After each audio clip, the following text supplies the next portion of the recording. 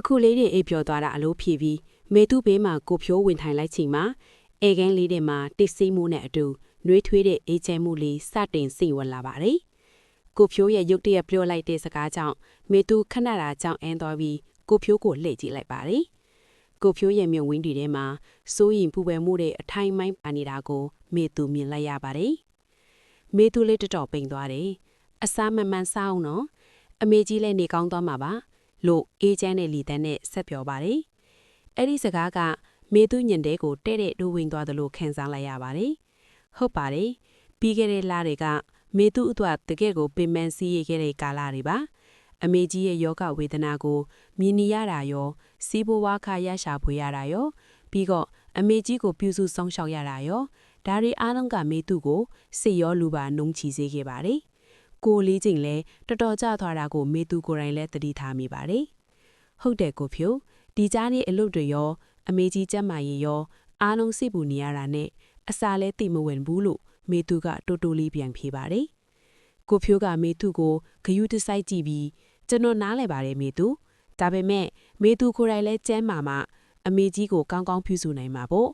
အစာကိုမှန်မှန်စားပြီးတော့စစ်ကိုအေးအေးထားပါလို့တိုက်တွန်းပါတယ်။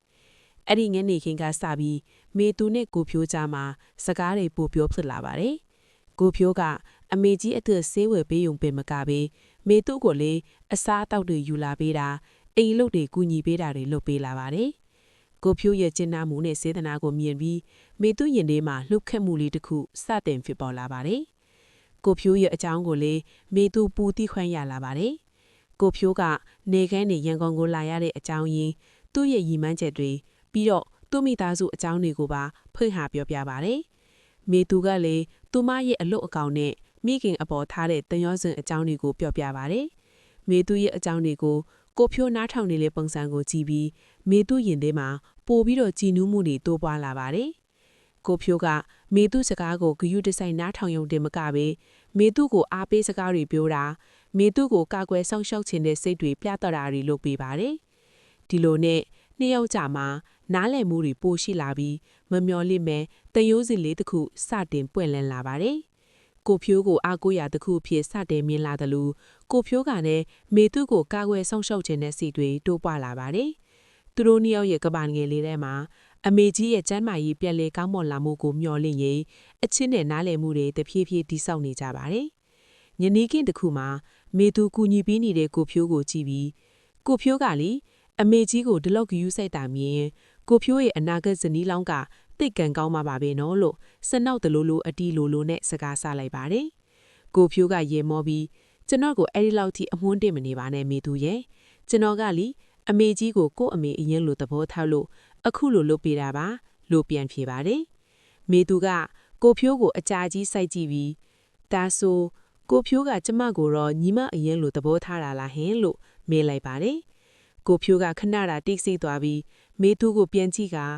မေသူကိုတော့ကျွန်တော်ကလေတခြားသူတွေထက်ပိုပြီးတော့ထူးထူးခြားခြားသဘောထားပါတယ်လို့တိုးတိုးလေးဖြေလိုက်ပါတယ်။အဲ့ဒီခါမေသူရင်ထဲမှာပိုပြီးတော့ကြည်နူးမှုတွေတိုးပွားလာပြီး